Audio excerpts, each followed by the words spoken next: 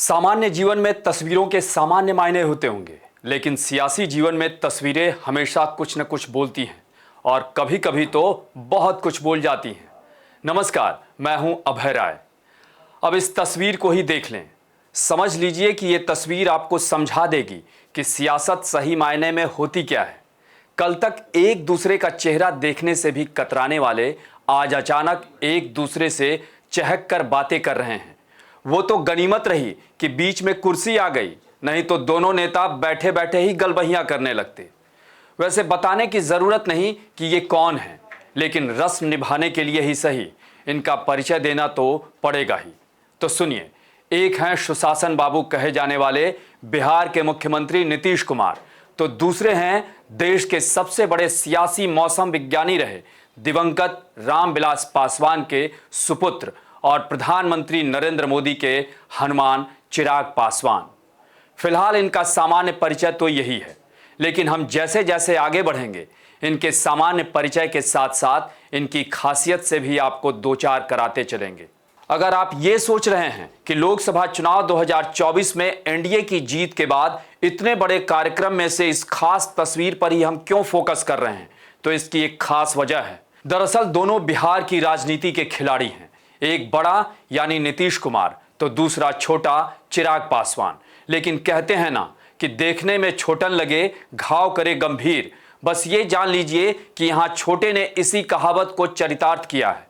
खबरों के मुताबिक पिछले बिहार विधानसभा चुनाव यानी 2020 में इस छोटे ने बड़े को इतना गंभीर घाव दिया कि बड़ा तिलमिला उठा। और क्यों नहीं, आखिर छोटे ने काम ही ऐसा किया कि बड़े के किए कराए पर पानी फेर दिया। माना जाता है कि छोटे ने बिहार की राजनीति के सबसे बड़े खिलाड़ी जदयू को 2020 के चुनाव में बड़ा से एक ही पल में बौना बना दिया था।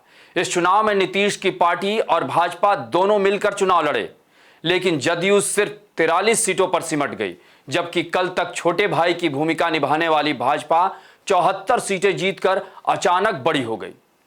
कहा जाता है कि यह सब छोटे यानी चिराग पासवान के उस सियासी चाल की वजह से हुआ जहां उन्होंने खुद की जीत से ज्यादा नीतीश को हराने के लिए ही चुनाव लड़ा था, और इतनी मजबूती से लड़ा कि नीतीश आज तक उस सदमे से उबर नहीं पाए हैं।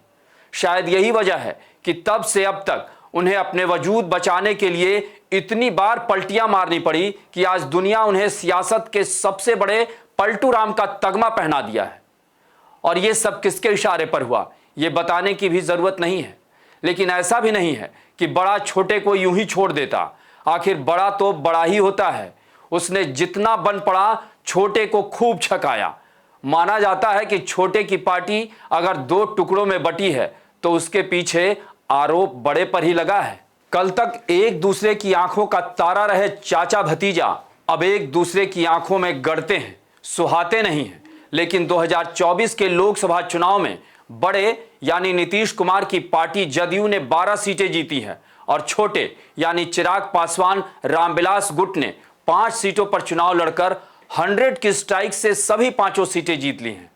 वहीं दूसरी तरफ चिराग के चाचा पशुपति पारस फिलहाल सियासत में किनारे लग चुके हैं, जिनके बारे में कहा जाता रहा है कि उन पर नीतीश का आशीर्वाद रहा और उन्होंने ही नीतीश के कहने पर ही भतीजे चिराग की नैया डुबो दी थी। लेकिन जैसा कि इस बार के लोकसभा चुनाव में भाजपा की अपनी सीटें तो कम हुई हैं और अब एनडीए सरकार बनने वाली है, तो इस तस्वीर को लेकर सभी अपने अपने तरीके से इसके सियासी मायने तलाश रहे हैं।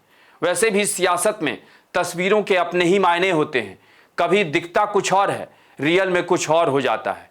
आपको हमारी ये रिपोर्ट कैसी लगी, इसे कमेंट बॉक्स में ज़रूर बताएं और अन्य खबरों से अपडेट रहने के लिए बने रहें हमारे साथ, क्योंकि हम हैं बुलंद भारत टीवी, ताकत आपकी।